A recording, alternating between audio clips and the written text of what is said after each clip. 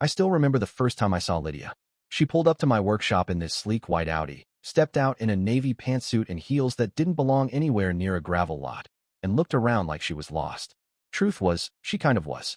I stood in the doorway of my forge, wiping my hands on a rag. "You looking for someone?" I asked, already guessing she'd taken a wrong turn. She squinted at the warped tin sign above my shop. "Are you Jack Morrison?" "Depends," I said with a half smile. "Who's asking?" Her eyes flicked to her phone. "Lydia Carmichael. I'm an interior designer. I was told you do custom iron work. I have a client who wants a decorative railing, rustic, but high-end." That was my first hint. She said it like those two things didn't belong in the same sentence. Still, I nodded. "Yeah, I can do that." She looked around at the forge, the soot-streaked windows, the clang of metal from inside, the smell of oil and fire. "This place is quaint." I should have picked up on that. Should have clocked the way her nose wrinkled. But I didn't. I was just staring at her. This sharp-edged, perfect-haired woman from the city who somehow ended up on my gravel lot. We spent the next hour going over her client's specs, but we got sidetracked. She asked if I made everything myself. I showed her a twisted iron gate I was finishing, and for a second, she actually seemed impressed. I made her laugh, too. Some dumb joke about tourists asking if we still used horses to get around town. By the end, she looked at me differently. Like maybe I wasn't just a guy who worked with fire.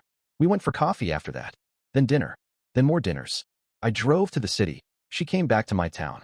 I let her talk about work and big contracts in this world I didn't understand, and I told her stories about the shop, about the old guys who taught me the trade, about rebuilding my forge after the storm last year. She said it was charming. I didn't realize that was her word for small. After a year, she moved into my place part-time, my old house with the wide porch and a wood-burning stove. Said it felt like a getaway. I didn't notice how she only brought her designer clothes and not a single sweatshirt. Didn't notice she always suggested we take vacations in places with skyline views and rooftop bars, never once mentioning the trails or lakes I grew up on. 2 years in, we got married. Her father co-signed the loan I needed to buy the property behind the forge, the land I dreamed of building out into a real artisan workshop. I was grateful and blind. I thought we were building a life together, me with my calloused hands and her with her leather planner. I thought we were just different, not incompatible. I thought love was enough to make two mismatched pieces fit. Turns out, sometimes one piece is just being held until something shinier comes along. It started small, the way these things always do. A wrinkle of the nose when I came in from the forge. A subtle shift in the way Lydia hugged me, like she didn't want her dress to touch my shirt. I'd shrug it off, hit the shower, and pretend I didn't notice. But I did. She'd never liked the smell of my work, not really. "God, you smell like a chimney," she said once, laughing as she pushed past me in the hallway. I grinned like it was a joke, but something in her voice wasn't playful. At first, I figured she just needed time to adjust. City girl living in a rural town, waking up to roosters instead of car horns. But it wasn't just the noise. It was the whole thing. My life, my trade. The way I looked coming home from the forge with sweat on my back and ash on my hands. She never said it outright, but it hung in the air like smoke. One night, I came with her to a charity gala in Nashville. She wore a silver gown that made her look like she belonged on a magazine cover. I wore my best jacket, which she ironed 3 times and still said looked a little too stiff. We were standing with a group of her friends, marketing execs, real estate developers, some architect who kept checking his reflection in the window when she introduced me. "This is Jack," she said, looping her arm through mine. "He's a custom metals entrepreneur." I raised an eyebrow. "Entrepreneur?" "Oh," said one of the women, smiling politely. "Like Etsy." Lydia laughed too loud. "Not exactly." After that night, I noticed it more. The way she paused before introducing me. The way she avoided saying blacksmith, like it was a dirty word. At parties, I started bringing up less of my work. Not because I was ashamed, I'd bled for my forge, but because I got tired of the looks. The polite nods. The way people ask, "Do people still do that?" And then her dad got involved. He'd come over unannounced, walking through the house like it was his. "Still haven't moved to a better neighborhood, huh?" he'd say, looking out at the gravel road. "This place is fine," I'd mutter. "It's paid for." "Well, half of it," he'd remind me, every time. I wanted to tell him I was making progress, that my custom work was picking up thanks to a few boutique hotels ordering pieces. But I knew how he'd look at me, like I was the kid who never finished college, the one playing with fire instead of building something real. So I started taking business courses online, quietly, at night, when Lydia was asleep or out late in the city. I told myself it was for the future, for the expansion I wanted, for the customers I needed to impress. But truthfully, I did it because I was scared she'd leave. That if I didn't start fitting into her world, she'd decide I didn't belong in it. I never told her. She wouldn't have understood. She always said, just stick to hammering horseshoes, babe. That's your thing. Thing was, it used to be enough for me. But now? Every time she rolled her eyes at my boots by the door or complained about the soot in the sink, I felt it. The class divide wasn't a crack anymore. It was a canyon. And I was the only one trying to build a bridge. At first, I told myself I was imagining things. That the late nights and quick phone glances were just part of her job. Lydia had always worked with high-end clients, some of them demanding, all of them in love with their own taste. It wasn't strange for her to be out past 10, or to spend half a Saturday at some rooftop meeting with a new developer from Atlanta. But something had shifted. I felt it before I could explain it. She stopped wearing her wedding ring to work. Said it didn't go with her brand. I tried to laugh it off, but it gnawed at me. What brand is that? I asked one morning. She barely looked up from her phone. Clean lines. Minimalist. Not rust and leather. She said it like a joke, but it landed hard. The distance between us crept in like smoke under a door. Subtle at first, then impossible to ignore. She'd come home and say, long day, and head straight to the guest room to take a call. Her phone was always face down. Her laptop password changed. I wasn't snooping, at least not yet. But I noticed. Then one afternoon, I ran into one of her colleagues at the hardware store. A guy named Andy. Nice enough. Always wore slim-fit slacks and loafers, even on a job site. We got to talking small stuff. I mentioned Lydia was probably in the city that day. He blinked. Thought she was down in Belmead. House hunting with her partner. I frowned. Partner. He hesitated. Yeah. Thomas? Tall guy, blazer, always on his phone. Then he looked at me, the color draining from his face. Shit. You're her husband, right? I nodded slowly. Yeah, I am. That night, I didn't sleep. I stared at the ceiling while her side of the bed stayed cold. The next morning, I started looking. Not angrily. Not like in the movies where the husband tears the house apart. I was calm, quiet, focused. Her calendar had blocked out meetings marked with vague titles, client follow-up, or strategy session. I checked her GPS history. It didn't match. The car had stopped overnight at a downtown condo 3 Thursdays in a row. A building with valet parking and a florist in the lobby. I started saving things. Screenshots. Bank alerts. A dinner for 2 at a French restaurant that cost more than I make in a week. 2 glasses of wine on the bill. 1 vegetarian entree. Lydia was allergic to shellfish, and the second meal was shrimp linguine. I found a receipt in her coat pocket, one she must have forgotten about. A luxury boutique in Midtown. A men's bracelet, engraved. To T.L. My hands shook when I read it, but I didn't say a word. Instead, I folded it neatly, placed it in a folder with the rest, and tucked it behind a panel in my shop. Somewhere she'd never think to look. It was real now. Not a feeling. Not a suspicion. Lydia was cheating. And while I still didn't know how deep it went, I knew one thing for sure. She was already writing me out of the story. Smiling in public. Lying through her teeth. Making plans. And I was done pretending I couldn't see it. After that receipt, after I saw the T.L., something in me clicked over. Like a forge hitting the right heat. No more guessing. No more hoping she'd snap out of it. I'd spent 2 years convincing myself our love was just complicated, not broken. But now, I was done playing the fool. I didn't confront her. Not yet. Instead, I got quiet. I started keeping copies. Bank statements. GPS logs. I even pulled the security footage from the shop's back lot where I saw her car parked for meetings she never mentioned. I built a folder on a USB drive labeled Tools and hid it in a drawer of scrap bolts. It became my secret project, the one thing I worked on that didn't make smoke or noise, but still burned. Lydia had no idea. She thought I was still in the dark, still hammering iron and dreaming small. And while she was sneaking around with Thomas, the shiny architect with soft hands and smooth lines, I was building something else.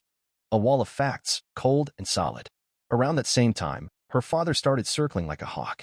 He'd always been involved, sure, but now he was coming around more often, poking into my business, asking questions about the property line, the mortgage, the loan he co-signed on.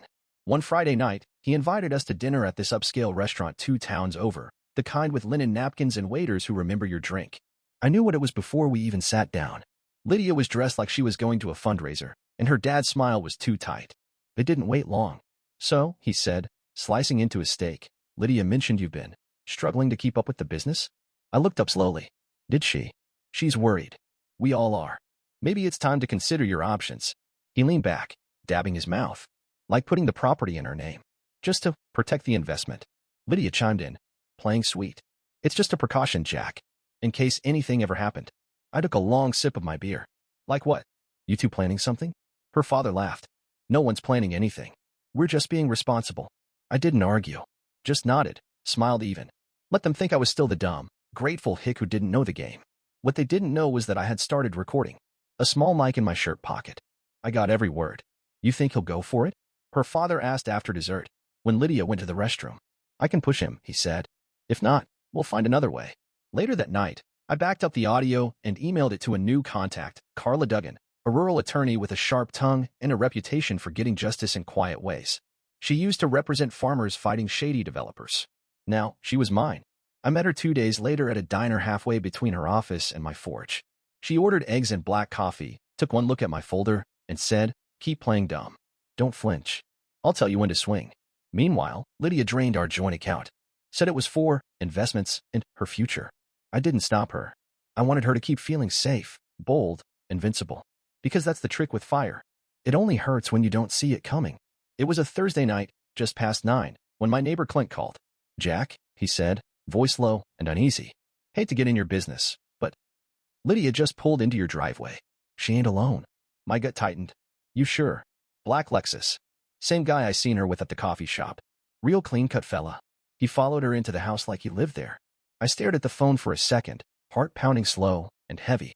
Then I said, "Thanks, Clint," and hung up. I didn't rush. I didn't grab anything. Just walked out to my truck, turned the engine over, and drove home like I'd forgotten something at the store. Calm. Focused. Hands steady on the wheel. The driveway lights were on. Her car. And his. I parked on the street and came in through the back. Quiet. I could hear voices from the kitchen, soft laughter, the clink of a glass. I stepped inside. Thomas was leaning against my kitchen counter, holding one of the crystal tumblers my grandma left me. Lydia was barefoot, giggling like a teenager, her back turned toward the fridge. When she saw me, she froze. Thomas straightened up fast. "Jack." "Evening," I said, shutting the door behind me. Lydia blinked. "What are you doing home?" I shrugged. Felt like cooking dinner. Forgot this was a showroom now. She tried to gather herself. "We were just discussing a project. It's not what it looks like." I looked at Thomas. "You comfortable in my house?" He opened his mouth, but I raised a hand. "No need to answer. You've already said enough." He stepped forward. "Look, man, I think we should talk." "Not here. Not now." I pointed to the door. "You've got 10 seconds to get out of my kitchen." Lydia scoffed. "You don't get to give orders." I cut her off. "You don't get to pretend anymore." She narrowed her eyes, but Thomas grabbed his keys and walked past me, silent. I didn't stop him. Not yet. Less than 5 minutes later, headlights hit the window. Another car. Then another. Her father and brother came storming in like they'd been waiting down the block. "You have no right to kick her out of her own house," her father barked. "She has every claim to this place." Her brother stepped forward, puffed up. "You need to calm down, man." I didn't move. "You're all trespassing." "Excuse me?" Her father laughed. I pulled out my phone and tapped play. The audio filled the kitchen, his voice, clear as day. "If not, we'll find another way." Their faces fell. Lydia's mouth opened, then closed. "I've got more," I said calmly. "Bank records. GPS logs. Recordings. You've all been very helpful." Then I called the police. Told them there were trespassers in my home, and I had recordings of threats. They showed up 10 minutes later, flashlights sweeping the lawn. I showed them everything. My name on the deed. The logs. The footage. Under police supervision, Lydia packed a small bag. No protest. No more lies. Just silence and the sound of her heels clicking on the tile. Her father didn't say a word as they left. Neither did Thomas, waiting in the car with the engine running. When the cruiser pulled away, I locked the door behind them. For the first time in months, the house was still. Cold, but still. And I finally felt like I could breathe again. The courthouse in our county isn't much to look at, just a squat brick building with bad lighting and old carpet that smells like paper and sweat. But that day, it might as well have been a stage, and I was the understudy walking into a show I never asked to star in. Lydia showed up in a tailored gray dress, heels that clicked like a metronome on the linoleum, and a smirk that didn't match the seriousness of the setting. Her lawyer, some polished guy from the city, strutted beside her like they were walking a red carpet. Her father wore his best suit and the kind of smug look I hadn't seen since our wedding. Thomas even came, sat in the back row, arms folded, like he had nothing to hide. I just wore a black button-down and jeans. No pretense. They barely looked at me. When they did, it was like I was gum under their shoe, something they had stepped in but would soon scrape off. The judge was a no-nonsense woman in her 60s, sharp-eyed and known around town for not tolerating fools. I liked her instantly. Lydia's lawyer opened strong. "Your Honor," he said smoothly, "my client gave up her promising city career to support Mr. Morrison's business. She contributed both emotionally and financially to his forge, even going so far as to connect him with clients through her network. She believes she is entitled to a fair division of assets, including partial ownership of the property and compensation for the value of his business. I didn't even flinch. Then they called her father to the stand. He cleared his throat dramatically. Jack's business was unstable. Lydia came to me in tears more than once, saying she was afraid we'd lose everything. I advised her to consider protecting her future. Frankly, without my co-signed loan, they wouldn't have that house. He looked at me like I should be grateful. Maybe I had been, once. Lydia took the stand next. She looked right at me as she said, I stood by Jack while he played blacksmith in that rundown shop. I believed in him. I tried to help him modernize, introduce him to real clients. But he always wanted to stay small. I was the one who encouraged him to grow. Her lawyer nodded proudly, like she'd just nailed it. Then came the kicker. He took business classes, her attorney said. Didn't tell my client. Paid for them secretly. He was planning an expansion behind her back. Isn't that deceptive? I actually had to stop myself from laughing. That's when Carla, my lawyer, stood up. Calm. Smiling like she knew the punchline to a joke no one else had caught yet. She said nothing. Not yet. Just waited. Let them bask in their imagined win. Let them believe the picture they painted, that I was a lucky fool who married up, used Lydia's resources, then turned around and bit the hand that fed him. But they didn't know what was coming. They had no idea that this whole time, I hadn't been the fool. I'd been patient. And soon enough, the truth would flip the whole courtroom upside down. Carla stood slowly, like she had all the time in the world. No fluster, no theatrics. Just that slight tilt of her head that said, watch this. Your Honor, she began, her voice even and calm. I'd like to call a witness, Henry Collins. There was a rustle behind me as Henry, my old minner, walked up to the stand. He was wearing the same worn leather vest he always wore in the shop, even in summer. A blacksmith through and through. Nobody fancy, but in this courtroom, his words were about to shake the foundation. Henry was sworn in, and Carla asked the first question. Mr. Collins, can you tell the court your relationship to my client? I taught Jack everything he knows about metalwork, he said plainly. Owned Collins & Sons Ironworks for 30 years. Ran it with my boys until the market changed. Did you recently sell that business? He nodded. Sure did. Sold the entire operation, equipment, client lists, and contracts. To whom? Carla asked. Henry smiled right at me. To Jack Morrison. Full ownership. You could feel the mood in the courtroom shift. Lydia's lawyer glanced sideways at her. Lydia's smirk faltered. Was Ms. Carmichael involved in the business in any way? Carla asked. Henry snorted. Only time I ever saw her in the shop was to drop off Jack's lunch. I never saw her take a call, swing a hammer, or speak to a single client. Carla walked back to the defense table and pulled out a folder, sleek, black, and thick. Your Honor, she said, handing it to the bailiff, in this folder you'll find proof of the business sale, current profit margins, tax filings, a list of new contracts, including with 4 architectural firms and 2 boutique hotels. And the loan approval Jack received to purchase Collins & Sons Ironworks. That loan, I'll add, was secured entirely in Jack's name. No cosigner. Lydia's lawyer opened his mouth. Carla cut him off.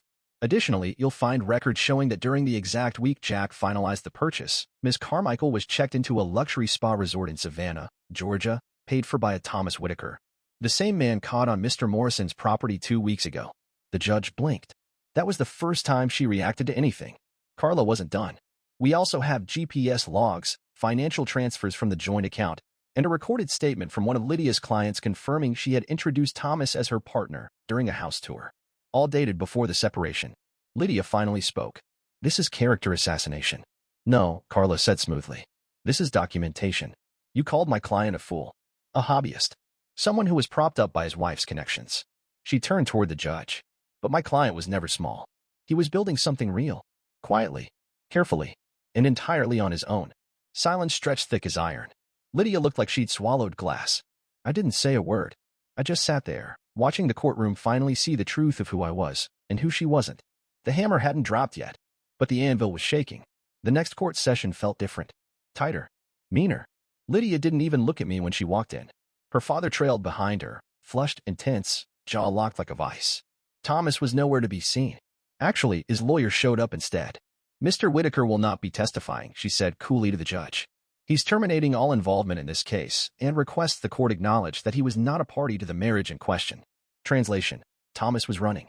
Fast. And publicly. Word must have gotten around his firm.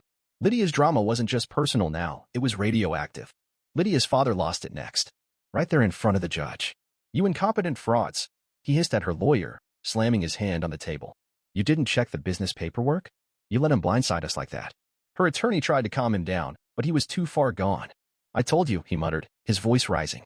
I told you to pressure him months ago, and now look, he's made a fool of all of us. The judge cleared her throat, expression flat. Mr. Carmichael, sit down. Now.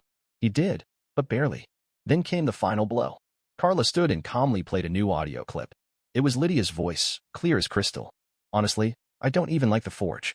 I'm just waiting until I can ditch the anvil for some actual cash. He's sweet, but he's not going anywhere.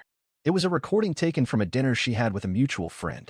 The same friend who sent it to me with an apology and a note. You deserve better. The judge leaned forward slowly. Miss Carmichael, do you deny that this is your voice? Lydia looked pale now. I was joking. The judge nodded like she'd expected that answer. Carla moved in for the kill. We submit that Lydia Carmichael had no direct involvement in the growth, management, or expansion of Mr. Morrison's business. Furthermore, her actions, including financial deception, withdrawal of joint funds without consent, and public infidelity, constitute a breach of trust and a forfeiture of any claim to future earnings or property gains. Lydia tried to protest. This is unfair. I supported him emotionally. The judge held up a hand. Miss Carmichael, I've seen enough. She took a deep breath, then delivered the ruling. Mr. Morrison retains sole ownership of the business, including all associated assets, intellectual property, and real estate. The house, workshop, and tools are not subject to division. Given the documented financial withdrawals and betrayal of trust, the court finds no grounds for spousal support. Lydia gasped. What? The judge turned to her. You may retain personal belongings and clothing. That is all. Any further attempts to challenge this ruling without new evidence will be considered frivolous. Lydia's hands trembled. You can't do this. You can't just erase everything. The judge raised an eyebrow. You erased yourself when you decided the man building a life for you wasn't worth standing beside. Then she banged the gavel. Lydia crumbled in her chair. She tried one last time to speak, voice cracking. Your Honor, please. I gave up everything for him. Miss Carmichael, the judge snapped. Unless you want to be held in contempt, stop talking. And just like that, it was over. Her empire of lies? Ash and dust. And me? I walked out with my name, my forge, and my future intact. The weeks after the verdict were quiet, eerily so. I'd wake up, pour coffee in the same battered mug I'd used for years, step out onto the porch, and listen to the sound of nothing. No Lydia pacing the hallway in heels. No her father's voice on speakerphone, demanding this or criticizing that. Just birds, wind, and the faint clang of iron against steel drifting from the shop behind the house. At first, I thought the silence would feel lonely, but it didn't. It felt earned. News about the case spread faster than I ever expected. I guess in a small town, stories like mine stick. Word got around about Lydia, the affair, the recordings, the court showdown. But what caught people's attention most was the truth about the business. How the local blacksmith wasn't just shoeing horses or making fire pokers. How I had contracts with boutique hotels, upscale architectural firms, and restoration projects all over Tennessee. Turns out, when you're underestimated for long enough, proving people wrong becomes its own kind of currency. Other metalworkers started calling. Carpenters, too. Folks who'd never given me the time of day before were now asking if I had bandwidth to collaborate. I hired 2 new apprentices. Invested in a CNC machine. Got booked 6 months out. I didn't say much to anyone about the trial. I didn't need to. My work was doing the talking. Lydia's side of things wasn't as quiet. Her father tried to spin it at first. Said he'd mentored me into success, that he'd funded the beginnings of my business.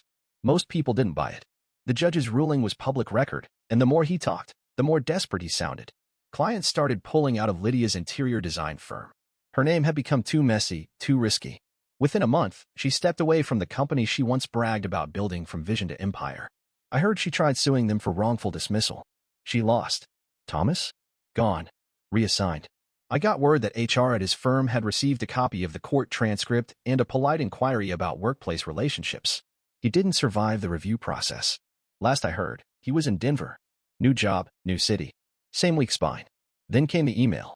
It was a Friday morning, sun streaming through the shop windows as I filed down a custom gate hinge. My phone buzzed on the bench beside me. From Lydia Carmichael. Subject, just a conversation. Body. Jack, I know I'm the last person you want to hear from, but I was wondering if we could talk. Just once. No expectations. I miss you. And I'm sorry. For all of it. I read it twice. Thought about it for maybe 5 seconds. Then I deleted it. Didn't even feel angry. Didn't feel triumphant. Just done.